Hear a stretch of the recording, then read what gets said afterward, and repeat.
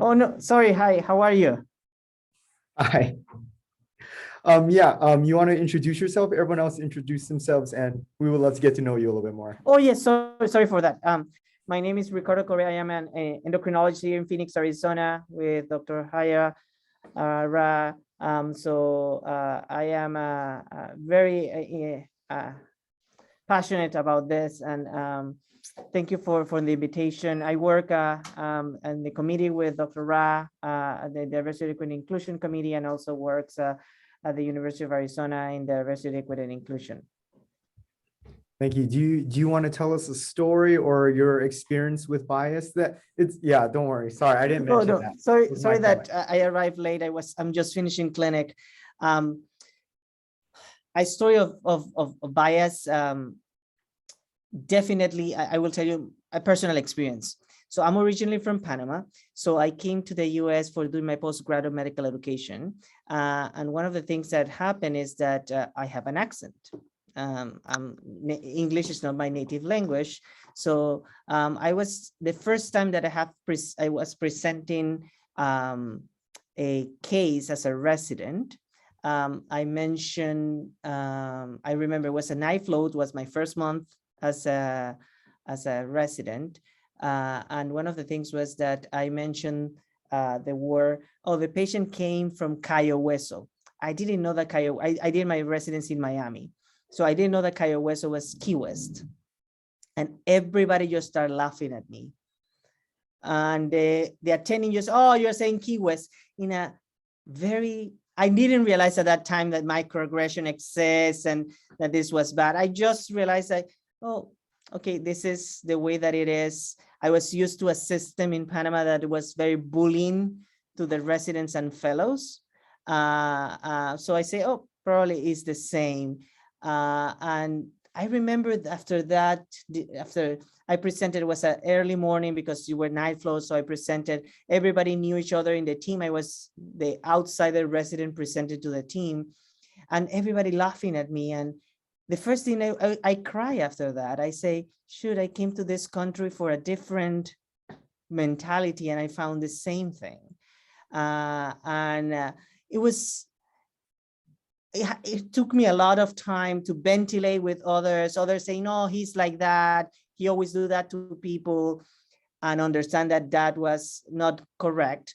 And later on, when I got involved with DEI, I understand that what happened to me was a macroaggression, and that was not good. So I think that that's just a personal story of me, that how not knowing how to raise my voice, because right now it will be different. I will say something to that person. At that time, coming from a different country, I say, this is normal. It's the same thing that I'm seeing in my country. I just translate that. But really that, every time that I think about that, I say why I didn't say anything, why I didn't raise my voice, why nobody else in the room, that were like 13 people, interns, students, residents, and the attending, nobody say anything, just start laughing of what I say. So that's something. And others seeing that, so I don't want that this happen again. So something happened to me and one of my fellows. So one of my fellows, I work at the Phoenix VA, and there was a patient that came.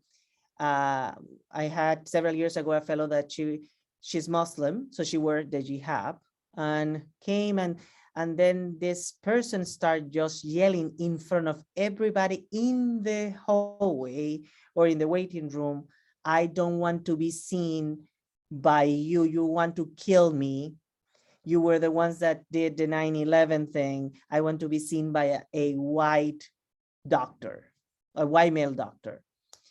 And now things are different. So everybody stand up. And from the MAs, we raised immediately I was in the staff room, they come to call me. We just talk to the patient and say, this is not the appropriate behavior. And we discharge the patient from the clinic. The patient now in the medical record have a alert. If somebody goes to another place that I don't know what the alert say, but it's an alert that happened. So how things change. Like in this case, it definitely was a bigger macroaggression, but still an aggression. How people stand up for each other. And I was so happy to see that now we live in a world where it's not perfect. We have a lot of things to do, but we live in a world where now people stand to each other, not only physician to physician, but the MAs, the nurses, everybody that was in the room, even the other patients just start sharing up that patient. So two different stories, but I think that demonstrate that we are making changes, and things like this forum where you can express yourself, where you can tell your story and other can listen, is making now that more and more awareness, and we are changing. Thank you. Thank you for the invitation.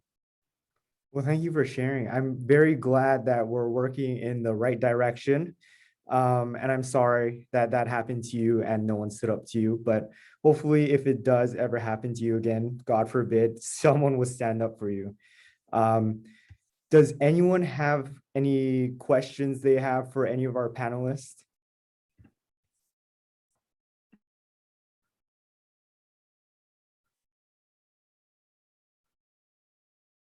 I have a question for the panelists.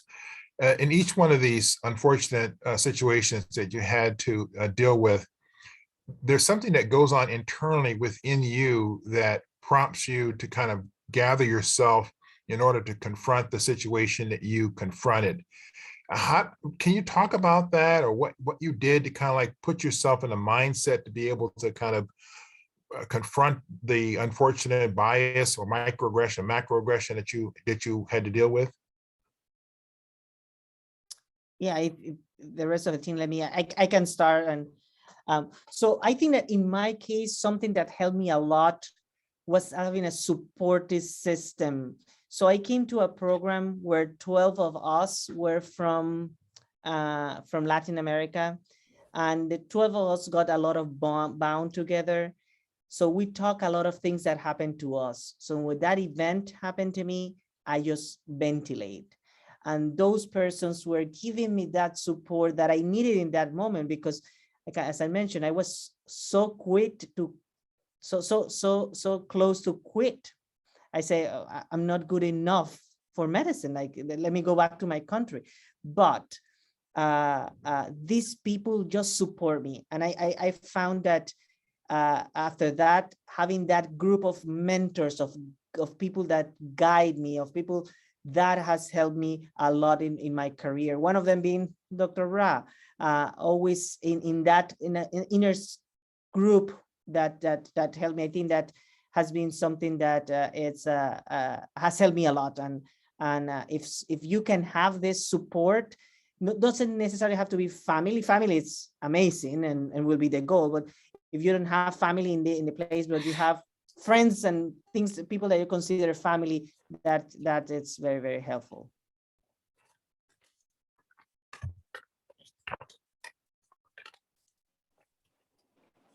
Dr. Raj, did you want to go? Why don't you go first? We'll go in reverse order. Okay. I would say that for me, it's the pause. It's the reflective pause before I do anything.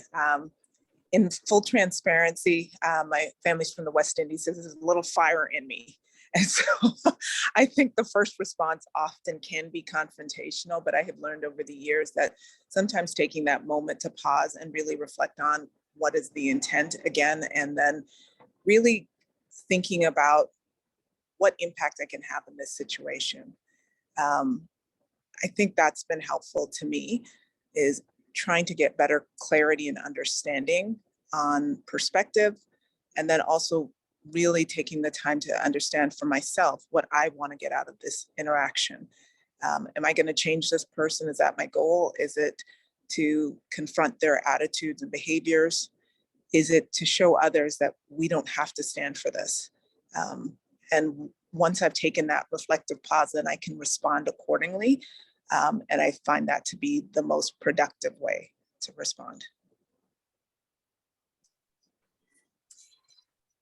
I would say, when most of these incidents happened, it was, when I was younger, and earlier in my career, and I was alone in the room and I didn't really know who I could talk to, or even if that I, could talk to anybody about it. I just thought it was sort of normal, much like Dr. Correa, who thought it was normal to get bullied, for residents and fellows to get bullied by attendings. I thought it was normal to occasionally get bullied by patients or random people for looking different or being perceived as foreign, because I had just kind of grown up with that.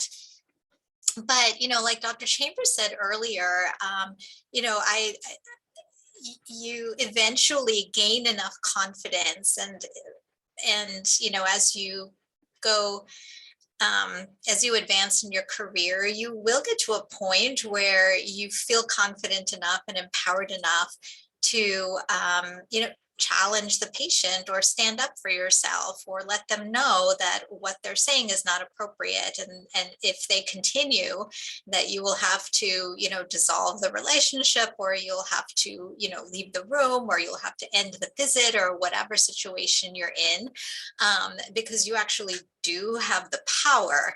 And I think when I was younger, especially when I was a student or a resident, I kind of gave that power away. I gave it to my attending, my senior resident, my patient, and I didn't feel like I had any power to stand up for myself. But I think hearing stories like this really does also help empower us, because then you're not alone, and that you're doing the right thing when you not confront necessarily, but when you challenge a patient, and stand up for yourself. And then when you do it, and especially if you then talk to somebody and they validate your feelings and share their feelings or their experiences, then you become more and more empowered, and it gets a little easier the next time. And if I want to say something, I want to echo Dr. Chamber, and the way is, when something like this happens, do not react immediately, because the first reaction can be more damage than what happened. Take a deep breath, go to other place, think about it, and then come. Because most of the bigger events happen is because all of us react as humans. So we try to react, and that's probably not the best word that you can have, or the best thing that you can say. Thank you guys for answering that question. And thank you, Dr. Johnson, for asking it. Spencer actually had a question. So Spencer, do you want to ask your question?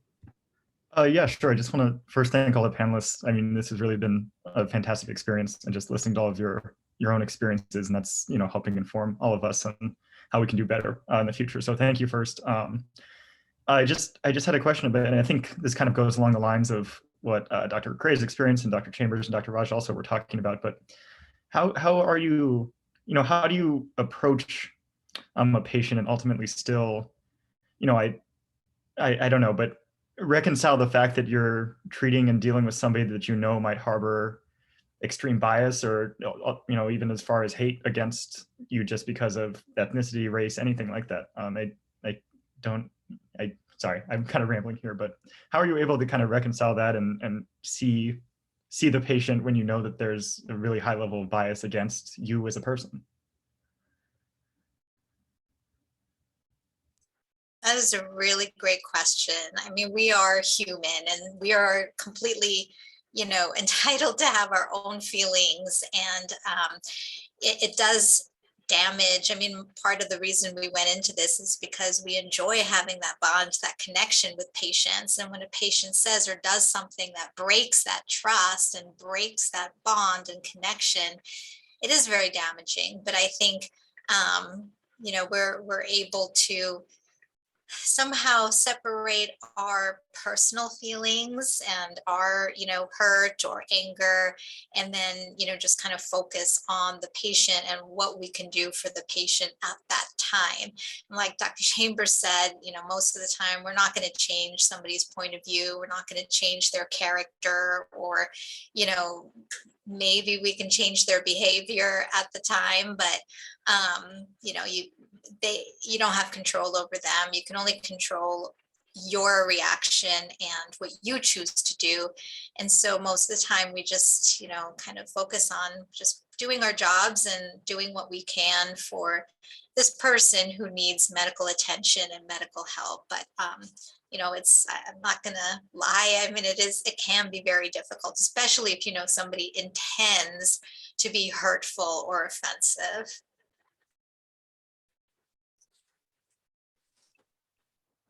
I would have to say I go back to the why in what I'm doing, not necessarily what they're doing. We're here to serve.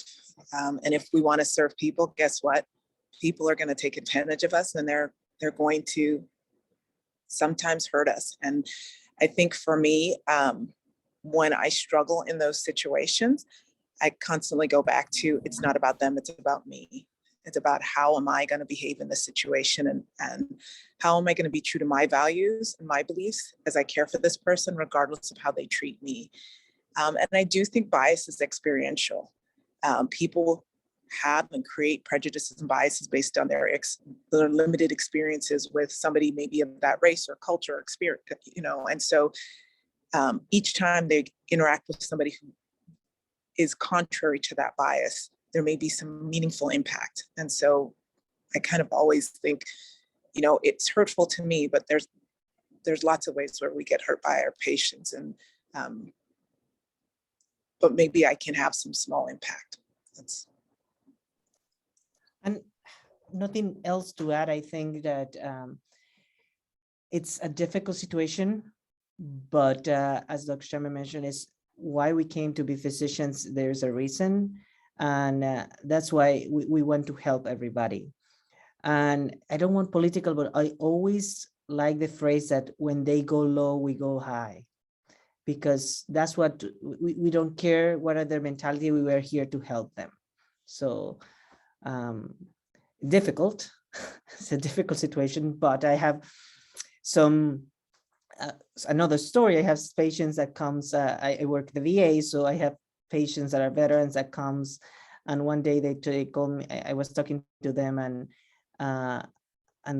one patient was telling me, he told me about he has a motorcycle, and what came with the wife, and I say, motorcycles, I always would like to drive a motorcycle, and I say like, you should come with us. So every time that, I don't want to be political, but every time that Trump comes here, we go to the border just to throw all the Mexicans to their country.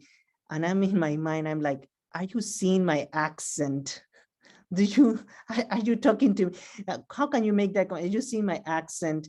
And these kind of things that didn't change my management to that person. But of course, it's a internal fight that I had. It's like, oh my God, how he can make a comment, and I'm the one that I'm giving the medications to him. So. Thank you all. Thank you all for giving your own takes and experiences. That was really, really insightful. Thank you. Thanks, Spencer, for that question. And thank you guys for the answers. Does anyone else have any questions? Okay. All right, well, someone did send in a question before, and then the question was, what are ways I can increase my awareness of implicit bias, and how can I facilitate conversations about bias without seeming like I'm judging others? And so if you guys can answer that question real fast. So I can tell you what I do on admissions. I try to be as transparent about my own biases. And I try to make it true to life and things or mistakes that I've made. I love that Dr. Johnson spoke about his experience with the women coming out of the bar. I mean, I've had similar experiences. And honestly, I shared at one admissions bias training that these two young men with their pants hanging down and looking like rappers came out, and they were following me to what I thought was following me to my car. And I got in my car and they got in the BMW next to me. I thought to myself, what a mess. I mean, They probably were rappers, Dr. Chambers. And they probably make 10 times more than I do. And at the time, I thought to myself, stuff. I just held my head down and shook it. And I was just like, I can't even believe I did that. But we all have it. It's not a moral statement. It's really understanding where our weaknesses are and our blind sides are, and then helping each other get over that. Dr. Correa just put in the chat something that many of us have taken and would recommend, which is the implicit association test, which you can take for free online. I mean, they're not all free, but they have samples that are free. And then I have a book recommendation. There's a book called Blind Spot, which is an excellent book. It's written by two professors, and it's an easy read, but they talk about, some of the research that's been done on implicit bias. It's very informative, and it kind of helps you think about your own biases and how maybe, they affect how you see the world and how you interact with people. So that's a really great resource. Just one final thing to think about. It's more of a logistical kind of thing. When you find yourself in these situations, and particularly when you're dealing with a patient, it's probably a wise idea, if you can, to get a third person to come in to the room before you confront. Because I've had these come to Jesus conversations many times. So it's always good to have a third person there to hear what you're saying, because it could always break down to a he said, she said, or he said kind of situation. So get a third person. The other thing too, and during those conversations, is to start out with, your behavior is interfering with your ability to receive care from me. And that's just a great starting point. And I'm not here to debate you about race. I'm not here to debate you about politics or anything. I'm here to provide care to you. And if that can't happen, then we're going to have to end this right now. It's just not going to work. And so the other thing too, don't let anyone marginalize you, make you feel like you're the other, to invalidate you, to make you feel less than, because that's the intent behind some of these things. Marginalize you because of your accent or the country that you come from, because of your gender, because of your race, invalidate you in some way. Oh, by the way, did you actually go to college and get a degree? Did you actually get a medical degree? Where did you? So all these things are not designed to put you in the category of the other. And you should never allow anyone to put you in that situation.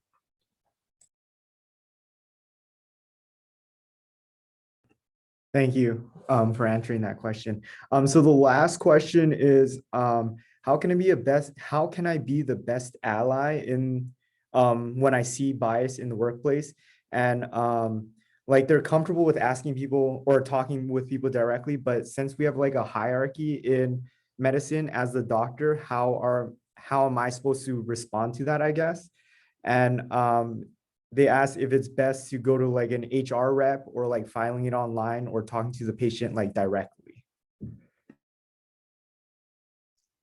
If I can start, I think that all of the above. The most important thing is that there's no hierarchy in DI. So the physician, the nurses, the students, everybody in the team is the same level. So if I know that it's difficult as a student, or even as a junior faculty or a middle faculty with a chief, with the dean, but if something happened in a meeting, when you're around it or something that you feel that is uncomfortable, it's not even you, to somebody, just raise your voice. There's so much support at this time from multiple, Dr. Chamber, Dr. Ra, if you go to her in Phoenix, Dr. Johnson, if you go to to him, they will have your back. So if you did the correct thing, of course, if you start yelling at the other person and then you are aggressive and didn't take your breath and then start insulting, that's a different thing. But if you do it in the correct way, in the politically correct way, where you take, sometimes I have seen some residents that happen in the team, and they say something happened, and then the resident stop the attending and say, can we go outside and talk?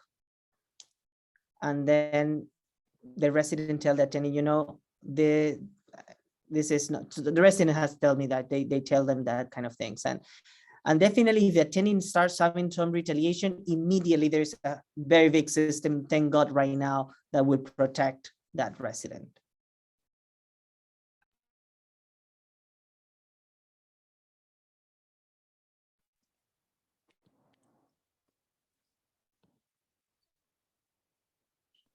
Thank you for answering that. And then if there's any, does the audience have any more questions before we wrap up?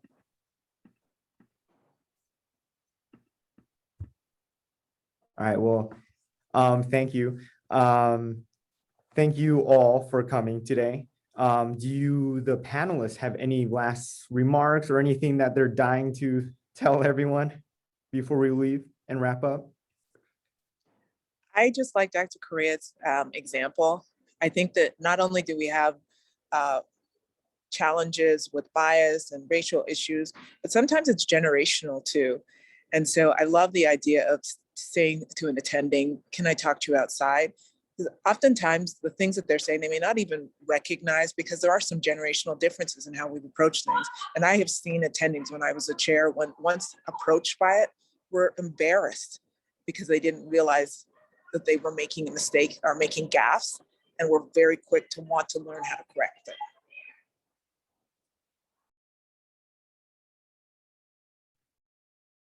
Thank you.